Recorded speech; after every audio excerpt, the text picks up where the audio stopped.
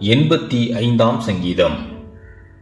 கோராகின் புத்திரரிலுள்ள ராக தலைவனுக்கு உபயோகிக்கப்பட்ட சங்கீதம். கர்த்தாவே, உமது தேசத்தின் மேல் பிரியம் வைத்து யாக்கோபின் சிறையிருப்பை திருப்பினீர். உமது ஜனத்தின் அக்கிரமத்தை மன்னித்து அவர்கள் பாவத்தை எல்லாம் மூடினீர்.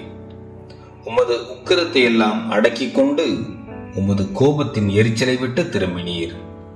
எங்கள் ரட்சிப்பின் தேவனே, நீர் எங்களை திருப்பிக் கொண்டு வாரும்.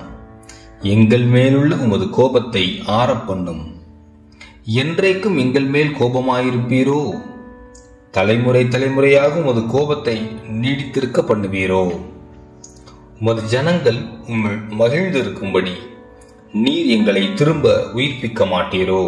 கர்த்தாவே, உமது கிருபையை எங்களுக்கு காண்பித்து உமது ரட்சிப்பை எங்களுக்கு அருளி செய்யும். கர்த்தராகிய தேவன் விளம்புவதை கேட்பேன்.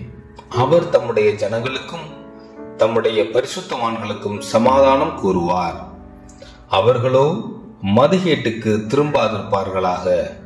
நம்முடைய தேசத்தில் மகிமை வாசமாயிருக்கும்படி அவருடைய ரட்சிப்பு அவருக்கு பயந்தவர்களுக்கு சமீபமாயிருக்கிறது. கிருபையும் சத்தியமும் ஒன்றையொன்று சந்திக்கும். நீதியும் சமாதானமும் ஒன்றையொன்று முத்தம் செய்யும். சத்தியம் பூமியிலிருந்து முளைக்கும், நீதி வானத்திலிருந்து தாழ பார்க்கும். கர்த்தர் நன்மையானதை தருவார், நம்முடைய தேசமும் தன் பலனை கொடுக்கும். நீதி அவருக்கு முன்னாக சென்று அவருடைய அடிச்சுவடுகளின் வழியிலே நம்மை நிறுத்தும்.